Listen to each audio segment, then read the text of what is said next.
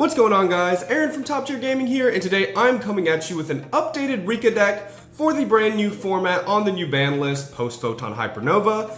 And Rikka didn't necessarily get any huge boost in like a wave of support or anything off of the ban list or anything like that, but due to the fact that the other decks were hit, namely Tearlament, this deck did get a huge boost in playability, and Rikka has been a strong deck since Power of the Elements released. I did get a regional top with it on like the first week Power of the Elements was released in the TCG. Definitely a favorite of mine, and it's a deck that can do a lot of very powerful things. So I'm just going to be doing an updated list for the new format. Before we get into it, I do want to let you guys know, Discord link down below along with all of our other social media links. Also, I'm trying to hit 14,000 subscribers, so if you do enjoy this Yu-Gi-Oh content you like to see here, feel free to like and subscribe. It really helps me out and what I do here on the channel. And yeah, with all that being said, let's get into this updated Rikka deck profile. Alright, starting off with the Rikka engine, and it honestly hasn't changed too much because nothing has really caused the engine to want to change. So it's a pretty standard 3 Rikka Petal. I maximize Rikka Petal as a normal summon simply because if she's to get interrupted by like Infinite Impermanence or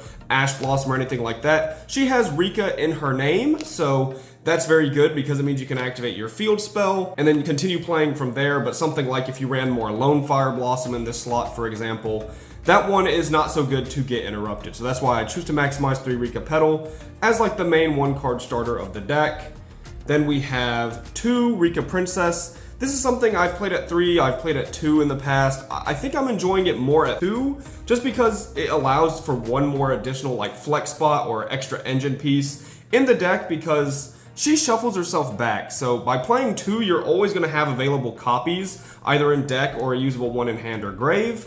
And then when you use the one you have, it goes back to deck, right? So it always recycles herself. But yeah, like also really putting it from 3 to 2, the only thing that changes is the amount of times you will open her, which is like fine because even if we need to see her, you know, we have access to 3 Rikka Petal that can search her. And of course, there's Glamour in the deck that can search her as well. 2 Primula, I still think you need to play 2 of this. And I think Primula is a lot better than playing Carrot Weight as like the second Primula, just because she is a Rikka monster and has Rikka in her name. So her being like searchable engine is pretty useful sometimes, and I like having 2. I've seen some people play 1, but personally I like 2 because I always feel like on follow-up turns I want to be able to Glamour for Princess and Primula to go for an extra Strenna line. So I enjoy playing 2, but she is something you can put to 1, but I just wouldn't recommend it personally. 2 Mudon, this is something I've also fluctuated with between 3 and 2. In this list I'm playing 2, however, 3 is viable, especially this format with Kashtira running around, because opening Mudon plus Field Spell is a good way to attempt to remove like Shangri-Ira off the board. You don't have to play 3 of her. She is one of your best extenders if you do get interrupted though, like just being able to tribute a plant monster. And then continue playing is very, very nice. And she's really here to search your field spell, which is probably the most powerful card in the Rikka deck. And the last monster in the Rikka engine is the 1 Snowdrop, who you really don't need to play multiple of because she requires another plant monster in your hand to be usable, unlike something like Mudon, who's just an extender and instantly gets you somewhere just by having a plant on field you can distribute for herself. However, she is one of your most powerful plays, allowing you to go for a bunch of different Xyz lines with her level modulation, and having 1 is fine because she's recyclable with your Strenna as well. So this is the Rikka monster lineup. It is 10 Rikka monsters, and yeah. Continuing on with the Rikka engine, I am on 3 Rikka Konkon, and this is probably the most powerful card in the Rikka deck because this card allows you to tribute your opponent's monsters instead of your own if you use a card effect that would tribute a plant monster, right? Essentially now your Glamour and your Rikka sheet can tribute your opponent's monsters to activate, which is huge because it is so much, like, it's good removal, but it also is a good way to just like get your stuff at additional pluses. And then also it sets Rikka spells and traps from your deck, so it's like an extender,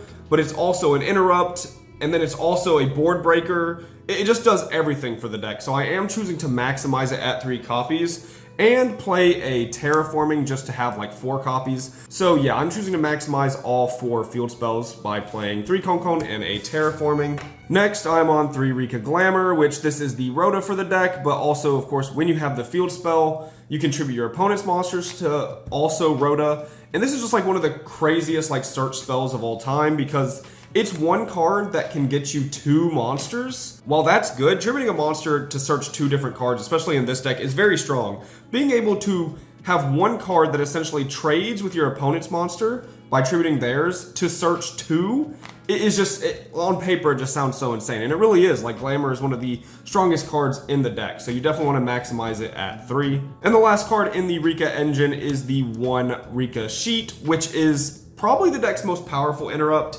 I mean, that or Princess, because essentially this tributes one of your opponent's monsters to take one of your opponent's monsters, which clears 2 monsters off the board and gets around like Omni Negates and such, as long as you have the field spell, right? But even if you don't have the field spell, it's okay because you can like tribute your Strenna to take one of their monsters and then you get Strenna's effect. So it's just a very solid interrupt for the deck. It's what you set off of your Konkon a lot if you already have everything you need or you already had Glamour. And yeah, it's just one of the best interrupts in the deck. Next, for the Sun Avalon package, I am playing 2 Sunseed Genius Loci, Loki. I don't even know what people call them at this point. I only play 2 because I'm maximizing the normal summon of Rikka Petal, and you don't want to open like too many normal summons in this deck, so I think 2 Genius Loci is the way to go, and normal summoning him isn't even the main way you want to use him. Then we have like the 1 brick in the deck, the Sunseed Twin. You really don't want to draw this card, but it's an important engine piece, so you do have to play it. And so I am. 1 Sowing. Sowing is a card I've considered playing 2 of recently, and I think this format, maybe it should be at 2. Because like you have Runic running around that can banish your 1 Sowing. You have the Kashtira deck where if they go first and they banish your 1 Sowing, it's pretty bad. So I think you could definitely cut a card to play 2 Sowing, but it feels so bad to open in some hands because like if you're going to search it anyways, essentially you open 4 cards in your hand. But there are also hands where you get interrupted and then you're able to turn like a Petal or a Princess into your Dryas and then activate the hard drawn Sowing, and you can essentially combo from there. So yeah, 1 Sunvine Sowing. Next up is the best card in the Sun Avalon engine, and that is the 3 Unexpected Die. This is essentially emergency teleport for your Loci, and yeah, that's a lot better way to get him out onto the board rather than normal summoning him, which is why I said, you know, we're not trying to normal summon Sunseed that often, because you really want to get it out with this so that you have like extenders and then you save your normal summon and you can play without normal summon. So yeah, Unexpected Die is just an insane card because it's just emergency teleport for full combo. 1 Lone Fire Blossom. This is sort of the card that bridges the 2 engines. Like, it can access either the Rikka engine or the Sunseed engine. So that's very nice, but it is the weakest to interrupts. It's obviously super weak to Ash Blossom. If you get like Impermed or Veilered on it and you don't have an extender, you can't even use your field spell. However, you do need to play 1 because there are times where you want to like search it or get it in graveyard. And then it's really good for Dance Peony in your extra deck because this sort of like gets around her restriction. So yeah, I think you do need to play at least 1 Lone Fire. It's like the 6th normal summon of the deck. 1 Called by the Grave. This is just an amazing card, especially with hand traps coming pretty decently back into the format, and Branded is a really strong deck this format. So this stops like Branded in red, and also of course like Ash Blossom and all these really powerful cards. So definitely the 1 Called by. On to the go second cards and like the flex spots. So I'm playing essentially what I think is one of the best cards in the entire format, which is 3 Ash Blossom. Ash has gone from like incredibly mid to what I think is probably just the best hand trap of the format. Obviously things like Nibiru are more high impact. Ash does stuff this format that she's just like never done before, which is counter board breakers, and that's huge. So Ash being able to stop not only like Branded Fusion with Branded being in the format, right, or like other engine starters, but now she can negate board breakers like Book of Eclipse and Thrust. Like these are really impactful cards you don't want your opponent getting access to. And Ash Blossom can negate those, which makes her very, very high value at protecting your board. So Ash is something I find myself often holding a little more this format so that I don't lose to cards like Triple Tactics Thrust or Book of Eclipse. And yeah, I think Ash is just a very powerful card this format. 3 Infinite Impermanence. This card is generically very good. It's a good 6th card, which I've always loved about Imperm. Pretty standard here. Past this point though, I am doing something a little different with how my flex sparks are in Rikka. I normally go for like a bunch of hand traps and I would be playing like 11, but I've decided to go a little different and play a little more board breakers. So I am playing, well, this card's not that unique. 2 Triple Tactics Talent. I've played this in Rikka several times.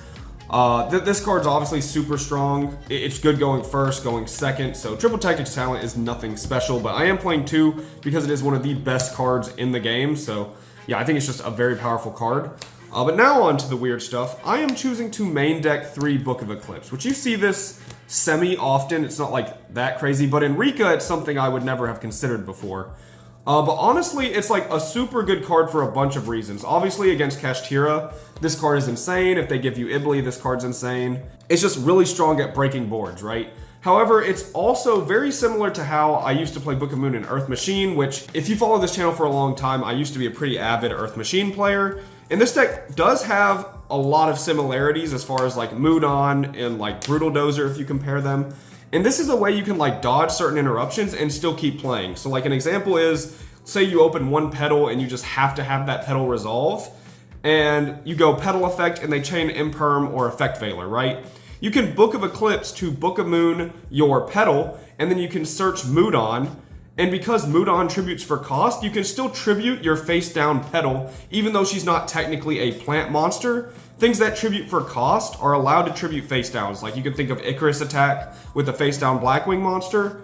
So yeah, Book of Eclipse can be used to dodge things like Veiler and Imperm on a starter like Petal. And that's pretty nifty as well. And also this card is just really good at going first or second because you can set this along with your full board if you draw it going first. And then if they somehow manage to break your board, you have Book of Eclipse as a failsafe. So yeah, this card is pretty phenomenal. So I'm choosing to main deck 3 because it's not like a hard go second card like Evenly Matched.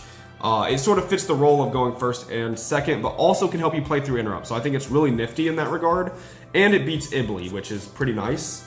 And a card that's also kind of similar to Book of Eclipse, but like very different at the same time, is 2 enemy controllers. So this card is also something you'd see in like Spright or like Power Spell Spright, and honestly this is almost like Power Spell Rikka in that sense, but Econ does a couple of nifty things. One, it can tribute like your Strenna, which is pretty cool because it's another way to get Strenna's effect.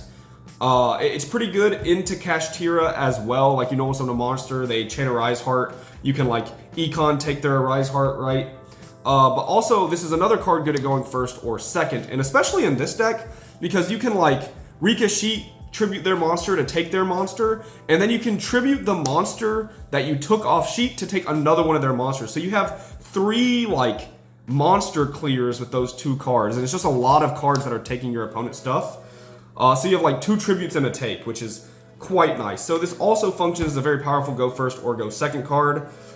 It's something I haven't given much testing, but I think I really like as far as like playing through stuff. And I just didn't find any like 2 hand traps I would rather play in this slot. Now you could play like a Change of Heart, but this card also outs Ibli, which Change of Heart doesn't do. Which I know like you could technically side it because not everyone's maining Ibli, but some people are. And yeah, Econ just doubling down as a go first or go second card, I tend to like it more than Change of Heart. And the tributing actually comes up in Engine with Strenna. So yeah, I think Econ is a pretty solid card in this deck. Honestly, it needs more testing, but I think it's pretty good. All right, so that's it for the 40 card main deck. On to the extra deck, which I will admit, honestly, could use a little bit of work because this is a pretty standard extra deck, and I think this format, it needs to play a little different. So I start with 3 Dryas, which is more important now than ever because you really don't want your opponent to banish one of your Dryas if you only played 2. So yeah, we're on 3 to kind of help against like Unicorn and stuff. Same thing with Healer. Before you could play like 1 Healer and a Thrasher. Now I think you need 2 Healer because of Kashtira Unicorn or the Mind Hacker, so we're on 2 of her. 1 Jasmine, which you should probably now play 2 of, and I'll sort of talk about what you can take out for the second Jasmine. 1 Malias and 1 Bangalancer. These are both cards you have to play at once. This deck is kind of weak to Kashtira Unicorn and the Mind Hacker. You have so many, like this extra deck is so tight, you have so many cards your opponent can take. But yeah, so 1 Bangalancer. 1 Dance Peony, she still comes up, so I think you should definitely play her. Even though your extra deck did get a little bit tighter, you could argue taking her out for a second Jasmine, but I really like the Dance Peony. That's it for the Link monsters. On to the Xyz monsters. I have 3 Rikka Strenna here, which I think, like on one hand, is very good because of Kashtira Unicorn, so you really don't want her getting like taken. But honestly, you need to play so many copies of other cards. I think there's an argument to take out a Strenna for a Jasmine. So yeah, that's an option you could choose to make as well. Then I have 1 Teardrop, which I think you have to play 2 of this card. I just don't have 2. So instead of like the second teardrop, I'm playing 2 Hyperion, which you would much rather have 2 teardrops. So definitely like play 2 teardrop and 1 Hyperion, something like this. But yeah, I just don't have the 3rd teardrop right now. So yeah, that is it for the extra deck. Again, I think it could use a little bit of changing. If I had the 2nd teardrop, of course, I would be showing it. I just don't own it, and I didn't want to hold the Rikka deck profile while I waited to get a 2nd teardrop. So yeah, that is the main deck and the extra deck. I hope you guys enjoyed. If you did, leave your thoughts down below how you're playing Rikka. Is there any cool techs that you're playing that I haven't noticed potentially? Rikka is a deck I haven't gotten to play like competitively in a while because obviously we just had Tearlament format where this deck was struggling a little bit, but now I think it's actually a super solid contender for the new format, and I'm trying a bunch of new stuff with it as far as like the Book of Eclipse and Econ, so let me know what you think of those down below. I'll be sure to read those. If you did enjoy this video, feel free to like and subscribe. This has been Aaron from Top Tier Gaming. Bye, YouTube.